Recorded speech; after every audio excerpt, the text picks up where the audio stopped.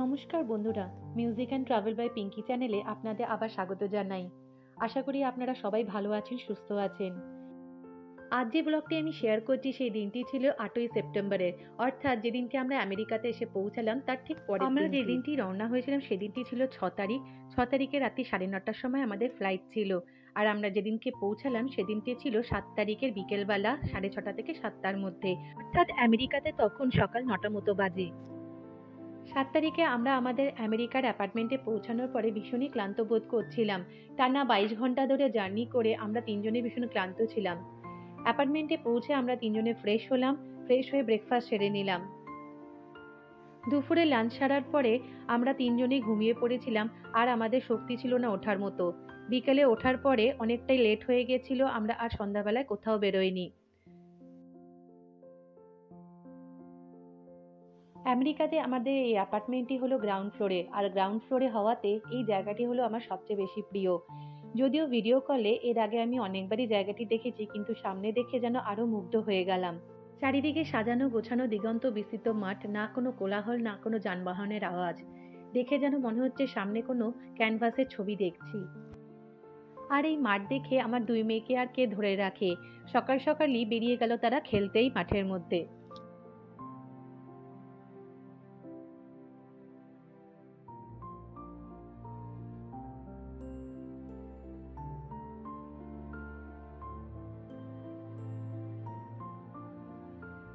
এখন ঘড়িতে প্রায় 6টা মতো বাজে। চলুন আপনাদের পার্কটি ঘুরিয়ে নিয়ে আসি। আমরা যেদিনকে এসে পৌঁছাই সেদিনকে টেম্পারেচারটা একটু কম ছিল। আর যেহেতু গ্রীষ্মপ্রধান দেশ থেকে একটা শীতপ্রধান দেশে এসেছি, তাই ঠান্ডাটাই বেশি লাগছিল। এই যে এই অ্যাপার্টমেন্টটা আমাদের। আমার আগের ব্লগটিতে অনেকে আপনারা ইমিগ্রেশনের ডিটেলস দিতে বলেছেন। সত্যি কথা বলতে দুই মেয়েকে নিয়ে এত দূর আসা অনেক কঠিন ব্যাপার। আমিও ইমিগ্রেশন নিয়ে অনেক চিন্তায় ছিলাম, কিন্তু এয়ারপোর্টে পৌঁছানোর পরে সেই ভয়টাকে অনেকটাই দূর করতে হয়েছে আমাকে। তবে ইমিগ্রেশনে আমাকে সেরকমই কিছু জিজ্ঞাসা করা হয়নি, শুধু জিজ্ঞাসা করেছিল আপনারা কোথায় যাচ্ছেন, কতদিন থাকবেন আর হাজবেন্ড ওখানে কি করে। তবে ইমিগ্রেশন ইন্টারভিউ কিন্তু দুবার হয়। একবার যেখান থেকে আপনারা রওনা হচ্ছেন অর্থাৎ কলকাতা এয়ারপোর্টে হবে, আর সেকেন্ড বার যেখানে আপনারা পৌঁছাচ্ছেন অর্থাৎ আমেরিকা বা অন্য কোনো জায়গায়, সেখানে ইমিগ্রেশন ইন্টারভিউ আরেকবার হবে। সেটা মানুষের ক্ষেত্রে ভ্যারি করে কাকে কি জিজ্ঞাসা করবে, কিন্তু আমাকে আমেরিকাতে পৌঁছানোর পরে কিছুই আর জিজ্ঞাসা করা হয়নি, জাস্ট স্ট্যাম্প করে ছেড়ে দিয়েছে। সত্যি কথা বলতে যারা প্রথমবার এরকম জার্নি করছেন তারা প্রপার ডকুমেন্ট সহ এই কটা কোয়েশ্চেন রেডি করে রাখলেই আপনাদের ইমিগ্রেশন কিন্তু সহজেই হয়ে যাবে।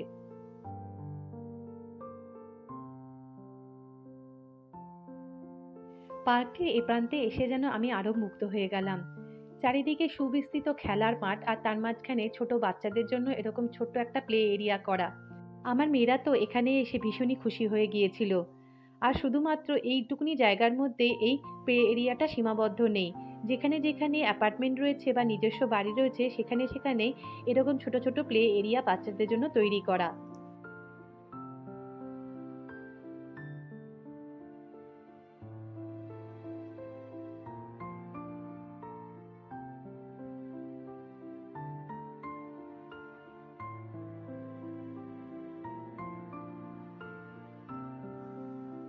বাচ্চাদের খেলা হয়ে যাবার পরে আমরা আরো এগিয়ে চললাম পুরো জায়গাটি ঘুরে দেখার জন্য।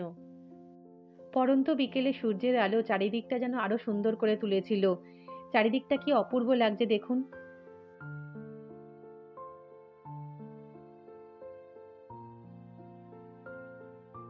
তবে এই পার্কটি এইটুকুনি জায়গার মধ্যেই কিন্তু সীমাবদ্ধ নয়। আরো অনেকটি জায়গা ছিল দেখার জন্য, কিন্তু এতটুকু এসেই আমরা তিনজনে খুব হাঁপিয়ে গেছিলাম। আর গ্রীষ্মকালটি হলো এখানে আনন্দ উপভোগ করার সবচেয়ে গুরুত্বপূর্ণ সময়। তাই এই পুরো পার্কটি জুড়ে বিভিন্ন জায়গায় এমন অনেক ছোট ছোট জায়গা করা, যেখানে সবাই মিলে এই ছুটির দিনগুলোতে আনন্দ উপভোগ করতে পারবে, ছোট ছোট গেট টুগেদার করতে পারবে।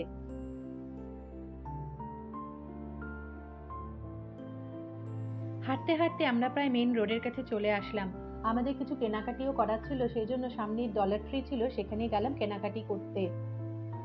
যেতে যেতে একটা খুব ইন্টারেস্টিং জিনিস আমার হাজবেন্ড আমাকে দেখালো। এখানে রাস্তা পার করতে হলে খুবই সহজে পার করা যায়। এখানে মানুষের রাস্তা পার করতে হলে ফুটপাতের ধারে একটি বাটন থাকে, যেটা প্রেস করার পরে সিগন্যাল রেড হয়ে যায়। আবার কিছুক্ষণ বাদে রাস্তা পার হয়ে যাওয়ার পরেই সিগন্যালটা আবার গ্রিন হয়ে যায়, গাড়ি স্বাভাবিকভাবে চলতে শুরু করে। জিনিসটা আমার এতই ইন্টারেস্টিং লেগেছিল যে ভিডিও করতে ভুলে গেছিলাম। তো পরে যদি আমি আবার কোনোদিনও রাস্তা পার করি তাহলে আপনাদের সামনে নিশ্চয়ই তুলে ধরবো। চলুন, পৌঁছে গেছি আমরা ডলার ট্রিতে।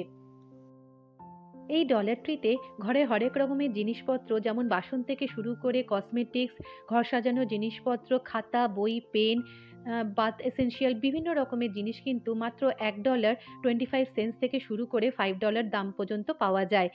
মানে 104-5 টাকা থেকে শুরু করে 400 টাকা পর্যন্ত জিনিসপত্রের দাম হয় এখানে। কিছু কিছু ফুডিং আইটেমস, জামা কাপড়, কিছু বড় জিনিসের দাম হলে সেগুলো $3 থেকে $5 পর্যন্ত দাম হয়। চলুন, আমাদের কেনাকাটি প্রায় শেষ হয়ে গেছে, এখন বাড়ি যাওয়ার পালা। তাহলে ভিডিওটা আমি এখানেই শেষ করছি। ফিরে আসবো আরেকটা সম্পূর্ণ নতুন ব্লগ নিয়ে। আমার ভিডিওটা যদি ভালো লেগে থাকে তাহলে অবশ্যই লাইক আর কমেন্ট করবেন। আর আমার চ্যানেলে যদি নতুন হন তাহলে অবশ্যই আমার চ্যানেলটিকে সাবস্ক্রাইব করে দেবেন। তাহলে ততক্ষণে সবাই ভালো থাকবেন, সুস্থ থাকবেন। সকলকে বাই আর টাটা।